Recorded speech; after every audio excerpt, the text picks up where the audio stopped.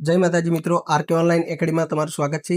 આજે શીખીશું ચૂંટણી કાર્ડમાં સુધારો કેવી રીતે કરો। તો ઈસીઆઈ લોગિન કરીને વેબસાઇટ છે ચૂંટણી કાર્ડની, તેમાં જઈ ફોર્મ નંબર 8માં સિલેક્ટ કરવાનું છે। ત્યાં બે ઓપ્શન હશે, સેલ્ફ અને અધર। ઠીક છે, ત્યાં તમારો ચૂંટણી કાર્ડનો જે બી ઇપિક નંબર આવે છે, જે THS અથવા તો GYP એ રીતે ચાલુ થશે, એ નંબર તમારે નાખવાનો છે અને ત્યારબાદ સબમિટ કરવાનું રહેશે। અહીંયા તમારી ડિટેલ દેખાશે, ત્યાં correction entry existing electoral roll પર જવાનું છે।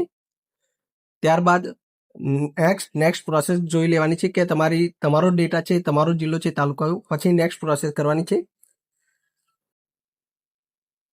ત્યારબાદ આપણે એપ્લિકેશન ફોર કરેક્શન એન્ટ્રીમાં જવાનું છે। ત્યાં જઈ તમારે જે પણ સુધારો કરવો હોય, જેમ કે name, gender, DOB, relation type, relative name, address, mobile number, photo, જે પણ સુધારો કરવો હોય તે સિલેક્શન કરવાનું છે। ખાસ ધ્યાન એ રાખવાનું છે કે અહીંયા એકી સાથે આપણે 4 જ સુધારા કરી શકશું, જેમ કે નામ, મોબાઈલ નંબર, ફોટો અને જન્મ તારીખ। તો આ રીતે 4 જ સુધારા થશે। ઓકે, અને મેન એક વાત છે કે મોબાઈલ નંબર અહીંયા તમારે ખાસ અપડેટ કરવાનો રહેશે। તો માત્ર આના સિવાય 3 જ કરવા, કેમ કે બધા સાથે કરશો તો એકી સાથે થશે નહીં। તો અહીંયા તમારું જે પણ નામ આવે છે, ફર્સ્ટ નેમ, જો તમારે નામનો સુધારો કરવો હોય તો તમારે આધાર કાર્ડ પ્રમાણે જે રીતના હોય એ રીતના નાખવાનું રહેશે। ઠીક છે, કેમ કે આધાર કાર્ડ પ્રમાણે તમે અહીંયા નામ નહીં નાખો તો ત્યાં તમારું ઈ સાઇનમાં લાસ્ટ પ્રોબ્લેમ આવે છે, જેના કારણે તમારે આધાર કાર્ડ પ્રમાણે નામ નાખો। ઠીક છે, ત્યારબાદ તમારે જો DOB ચેન્જ કરવાની હોય તો DOB તમારી જે પણ હોય આધાર કાર્ડ પ્રમાણે અથવા તો જે પણ તમારું ડોક્યુમેન્ટ હોય એ પ્રમાણે તમારે એડ કરવાનું રહેશે। ઠીક છે, ત્યારબાદ જે પણ ડોક્યુમેન્ટ તમારે રિક્વાયર્ડ છે, જે કે સુધારો કરો છો, તે અપલોડ કરવાના છે સ્ટેપ બાય સ્ટેપ। અહીંયા તમે PDF સાઇઝ હોવી જોઈએ, તે મિનિમમ 2 MB થી વધુ ના હોવી જોઈએ। ઠીક છે, તે JPG ફોર્મેટમાં હોવી જોઈએ। તો આવી જ નવી જાણકારી જોતી હોય તો આરકે ઓનલાઈન એકેડમીને લાઇક કરો, ફોલો કરો, સબસ્ક્રાઈબ કરો। Thank you. અહીંયા આપણે જે તે કસ્ટમરનું નામ અને DOB ચેન્જ કરીએ છીએ। ઠીક છે, અને ફોટો પણ સાથે ચેન્જ કરીએ છીએ। તો એ પ્રમાણે આપણે અહીંયા ડોક્યુમેન્ટ અપલોડ કરવાના છે। જે પણ અહીંયા ડોક્યુમેન્ટ રિક્વાયર્ડ માંગે છે તે આપણે ડોક્યુમેન્ટ હોવા જોઈએ, જેમ કે લિવિંગ સર્ટિફિકેટ છે, ડેટ ઓફ બર્થ સર્ટિફિકેટ છે, આધાર કાર્ડ છે।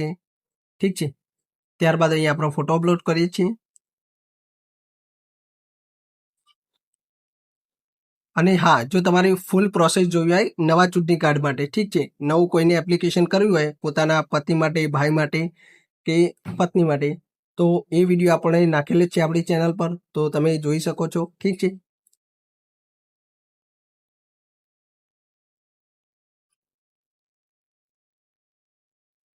ત્યારબાદ આપણે નેક્સ્ટ કરવાનું છે।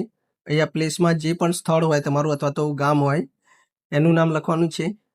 ત્યારબાદ ફરીથી નેક્સ્ટ આપવાનું રહેશે।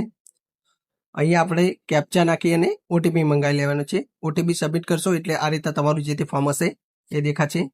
ત્યારબાદ ઈ સાઇન ઓપ્શન પર જવાનું છે। તે પહેલાં ફોર્મ ચેક કરી લેવું। ઠીક છે, ફોર્મ તમે ક્લિયર ચેક કરી લેશો તો પાછળથી કોઈ ઇસ્યુ આવશે નહીં, કેમ કે ઈ સાઇનમાં એવું હોય છે કે લાસ્ટ તમારે આધાર કાર્ડ પ્રમાણે જ ડેટા હોવો જોઈએ। અહીંયા તમારે જે તે તમારો આધાર કાર્ડ નંબર હોય તે ફિલઅપ કરવાનો છે। ત્યારબાદ OTP મંગાવી લેવાનું છે। OTP આવે બાદ OTP વેરીફાઈ કરવાનો છે અને સબમિટ આપવાનું છે। ત્યારબાદ તમારો એક્નોલેજમેન્ટ નંબર દેખાશે, જે તમારે સેવ કરીને ટ્રેક કરી શકો છો। ઠીક છે, થેન્ક યુ।